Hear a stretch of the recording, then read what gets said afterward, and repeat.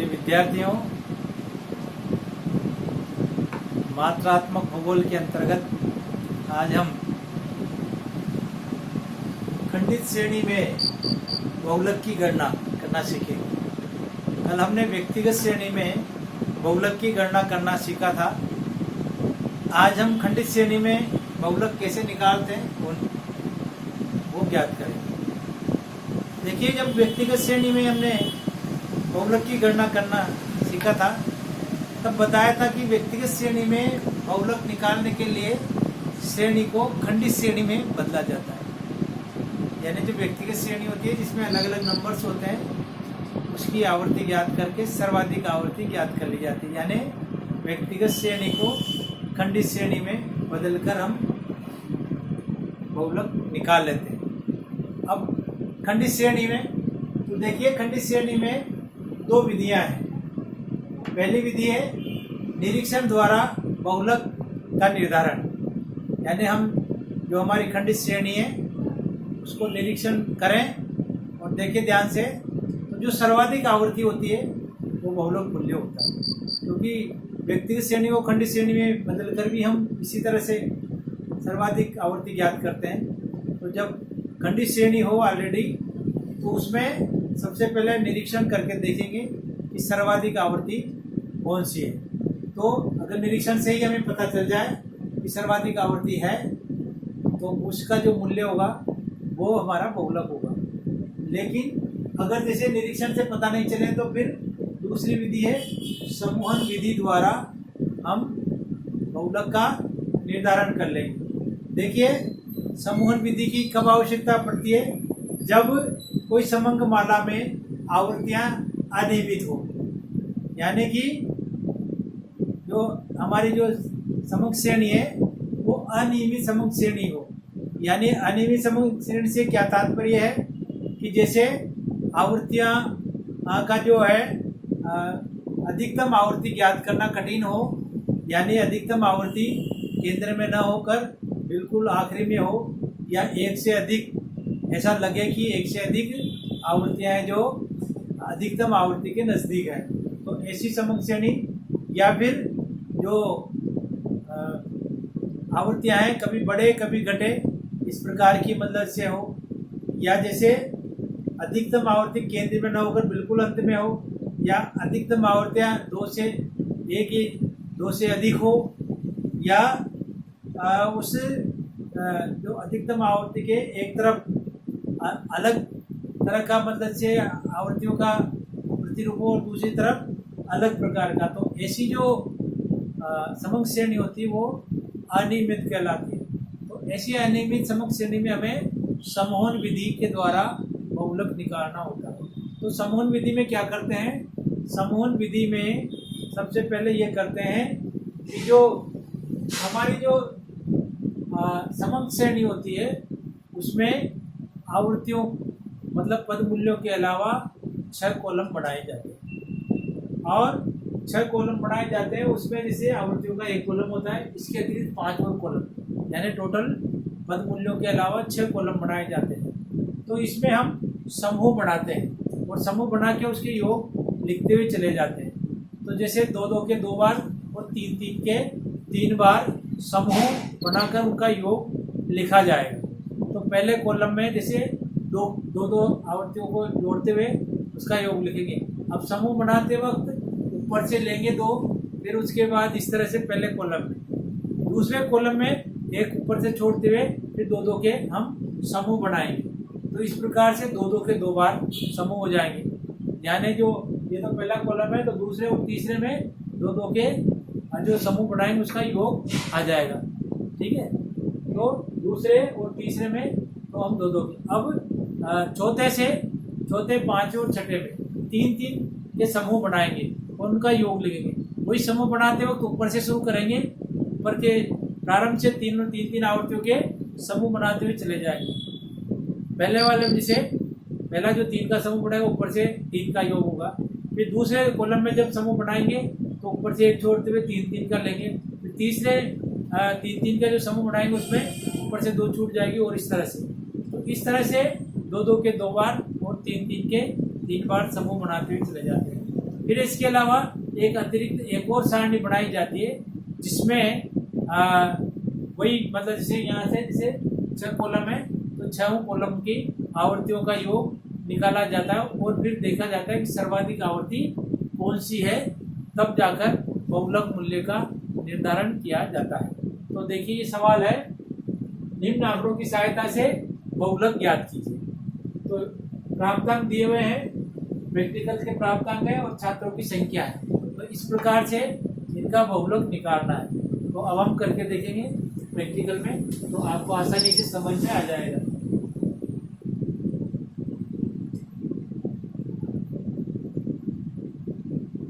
जैसे हमारा पहला कॉलम हो गया, दूसरा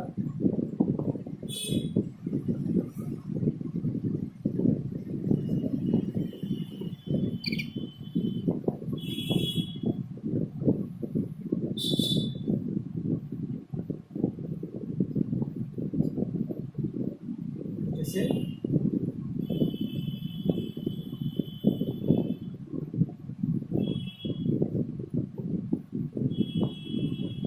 अब देखिए समूहन विधि द्वारा, तो सबसे पहले ये जैसे हमने 2-2 के योग बनाए,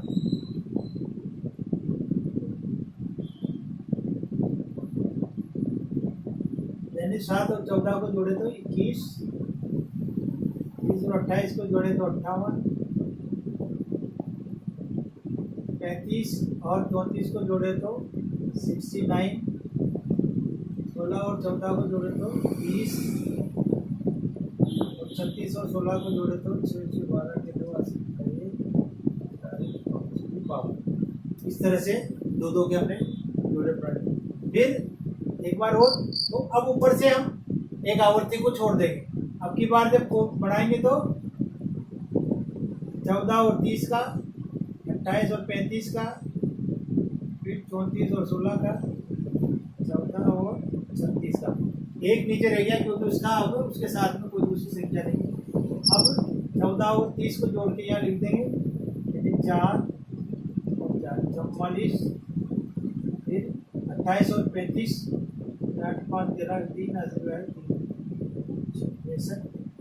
फिर 34 और 16 को तो 6 40 और 50 और 14 36,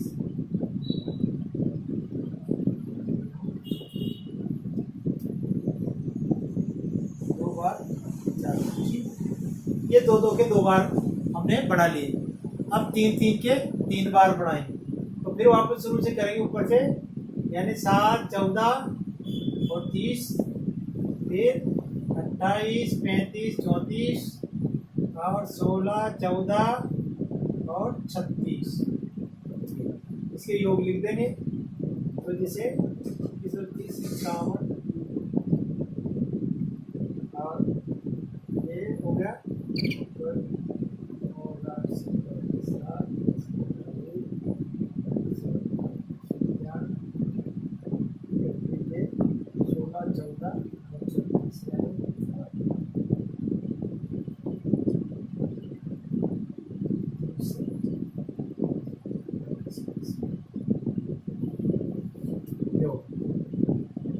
इक्यावन 57 और 66, ठीक।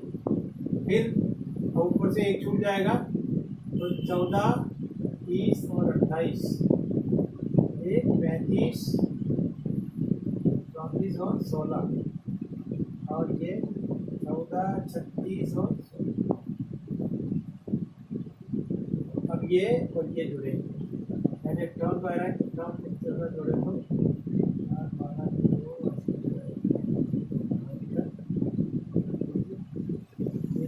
जोड़े, इसका दो छोटा है, ये हो गया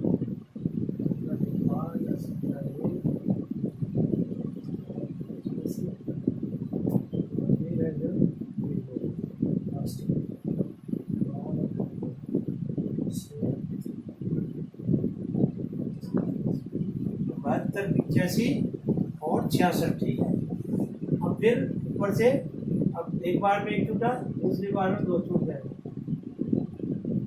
तो अब 30 28 35 34, 16 और 14 दो बनेंगे। ठीक, तो इसका यानी 30, 28 का टोटल तो 58 है, 58 में 35 जोड़ते हैं, 8 और 5 13 3 80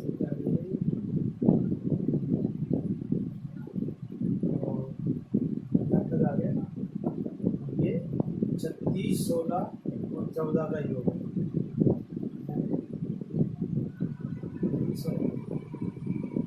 4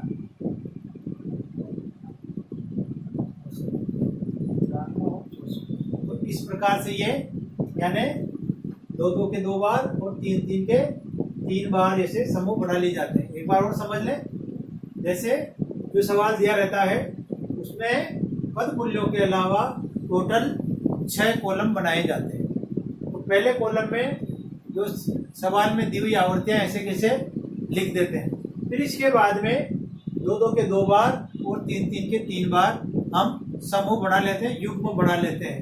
तो जब समूह बनाते हैं तो ऊपर से प्रारंभ करते हैं। पहले कॉलम में जब समूह बनाएंगे तो ऊपर से जोड़ते आ जाएंगे 2 2 2 2 के इस तरह से, और फिर दूसरे वाले में तो एक ऊपर से छूट जाएगा इस तरह से 2 के 2 बार।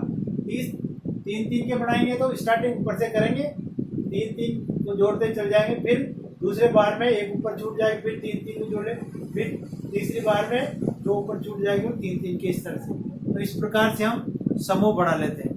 अब इसके बाद में एक विश्लेषण सारणी बनाई जाती है जिसके द्वारा हम अधिकतम आवृत्तियों को देखेंगे। तो विश्लेषण सारणी में एक तरफ स्तंभ होते हैं और एक तरफ पद मूल्य होते हैं, वो अलग से भी बनाई जा सकती है। मैं इसमें ही इसको कंबाइंड बना देता हूँ ताकि हम सवाल को अपने अंतिम स्वरूप तक ले जाएं। तो जैसे ये देखिए, जो हमारे पद मूल्य तो ये दिए हुए हैं, अब इस तरफ हम स्तंभ ले लेता हूँ मैं।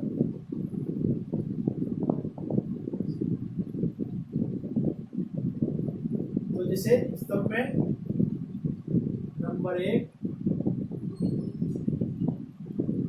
नंबर 2, नंबर 3,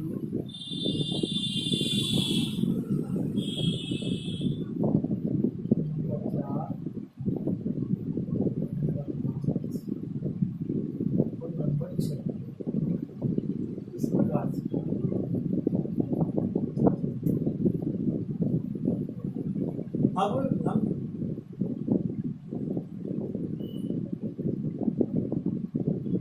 देखिए पहले स्तंभ में हम देखेंगे, पहले इनमें सर्वाधिक आवृत्तियां चिन्हित कर लेते हैं। जैसे पहले कॉलम में सर्वाधिक आवृत्ति कितनी है, सर्वाधिक आवृत्ति जैसे इसमें 36 है, ठीक है। तो इस तरह से 36 को गोला करके हम दूसरे कॉलम में 69 है, ठीक है। तीसरे कॉलम में 63 है, ठीक है।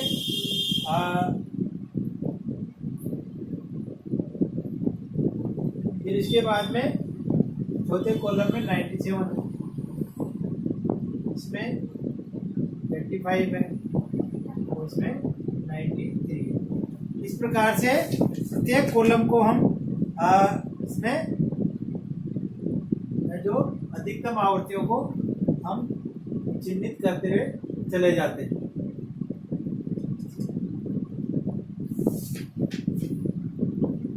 अब देखिए पहले कॉलम में, पहले स्तंभ में सबसे अधिक आवृत्ति किसकी है, सबसे अधिक आवृत्ति 36 की है। तो हम 36 के आगे निशान लगा देंगे इस तरह से। पहले कॉलम में जैसे चाहे तो इस तरह से लाइनें खींच सकते हैं। पहले कॉलम में जैसे 36 हमारे जो आवृत्तियां सर्वाधिक है। दूसरे कॉलम में 69 है। तो 69 किस किस की है, यानी कि 35 और 34 को मिला के 69 हुआ, यानी 36 और 37 की। तो दूसरे कॉलम में हम 36 और 37 के इस तरह से निशान लगा लेंगे, ठीक है। अब तीसरे कॉलम में, तीसरे में हमारे पास सर्वाधिक 63 है, दो दो के जोड़े हैं ये, तो ये 28 और 35 का योग है, और 28 35 है हमारे पास 35 और 36 की। तो देखिए 35 और 36 में, ठीक है, ये तीसरे। अब चौथे कॉलम में सर्वाधिक आवृत्ति है 97। तो 97 किस किस की है, क्योंकि ऊपर से जोड़ा था, तो ये 35 36 और 37 की है। तो हम क्या करेंगे, 35 36 और 37 को इस तरह से निशान लगाएंगे, ठीक है। फिर इसके बाद में पांचवें कॉलम में हमारे पास सर्वाधिक आवृत्ति है 85। तो 85 किस किस का है, क्योंकि ऊपर से एक छोड़ते बढ़ाए थे, तो ये 3 यानी 36 37 और 38 का योग है। 36 37 और 38 का, तो 36 37 और 38 में निशान लगा, ठीक है। अब छठे कॉलम में सर्वाधिक आवृत्ति है 93। ऊपर से 2 छोड़ के कॉलम बढ़े, तो 34 35 36 का योग है। 34 35 36 यानी 34 35 और 36, इस तरह से निशान लगा दिया जाता है। अब इसके बाद में इनका योग कर लेते हैं। योग 32 वाले का नील है, 33 वाले का भी नील है, 34 वाले का 1, 35 वाले के 3, 36 में 1 2 3 4 5, 37 में 1 2 3, फिर 38 में 1, फिर 39 में नील, और 40 में 1, 41 में नील। इस तरह से ये हमारी जो विश्लेषण सारणी आ गई 1 3 5 3 1 1। ये अब हम इस विश्लेषण सारणी, ये हमारी यहाँ से लेके ये विश्लेषण सारणी,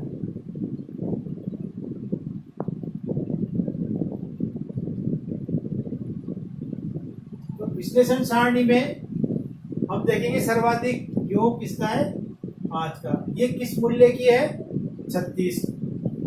तो हमारा यानी यहाँ लिखेंगे विश्लेषण सारिणी से याद होता है सर्वाधिक आवृत्ति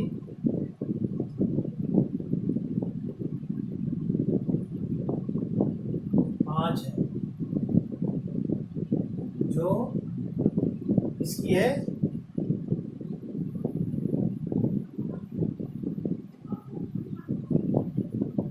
36 में पद मूल्य, अर्थात Z बराबर 26। ये हमारा आंसर है, ठीक है। तो बहुत आसान है, आराम से इसको देखेंगे करेंगे तो हो जाएगा। यानी खंडित श्रेणी में बहुलक ज्ञात करने की 2 विधियां हैं। शॉर्ट में एक बार और सुन ले, 2 विधियां हैं। पहली विधि है निरीक्षण विधि, यानी डायरेक्ट निरीक्षण से ही हमें पता चल जाए कि सर्वाधिक आवृत्ति कौन सी है। और अगर निरीक्षण से पता न चले तो फिर हमें समूहन विधि को काम में लेना पड़ता है। समूहन विधि को काम में जब लेते हैं जब हमारी जो समंग श्रेणी वो अनियमित हो, यानी कि अगर जैसे हमारी सर्वाधिक आवृत्ति बिल्कुल केंद्र में न होकर लास्ट में या प्रारंभ में हो, या फिर एक से अधिक जो आपके सर्वाधिक आवृत्तियों को शो कर रहा हो, या आवृत्तियां कभी बढ़े कभी घटे, इस प्रकार की जो समय वो समंग श्रेणी होती है वो अनियमित कहलाती है। तो अनियमित समंग श्रेणी में हम समूहन विधि द्वारा जो है बहुलक निकालते हैं। तो समूहन विधि में हम पद मूल्यों के अलावा 6 कॉलम बनाते हैं, जिसमें पहले कॉलम में प्रश्न में दी हुई आवृत्तियां लिख देते हैं। उसके बाद में 2 के 2 बार और 3 के 3 बार हम जो समूह बनाते हैं, और फिर उसको उनके योग को उसमें लिखते हुए चले जाते हैं। और आखिरी में फिर एक विश्लेषण सारणी के द्वारा हम उनके उसकी गणना कर लेते हैं और उसमें पता लगा लेते हैं कि सर्वाधिक आवर्ती कौन सी। यहाँ पर इस उदाहरण में सर्वाधिक आवर्ती जैसे 5 है जो 36 पद मूल्य की है, यानी अर्थात z बराबर 36 है। तो इस प्रकार से हम बहुलक निकाल सकते हैं। मेरे ख्याल में आपको इस वीडियो के माध्यम से खंडित श्रेणी में बहुलक निकालना बहुत अच्छे से आ जाएगा। तो आप लोग इसका लाभ उठाएं। धन्यवाद। और लाइक करना और सब्सक्राइब करना ना भूलें वीडियो को, और अपने व्यूज़ दें, कमेंट्स दें, ताकि और अच्छे से हम आप लोगों को सांख्यिकी का पढ़ाना या माता भूगोल में और ये सांख्यिकी विधियाँ पढ़ाना बताएंगे।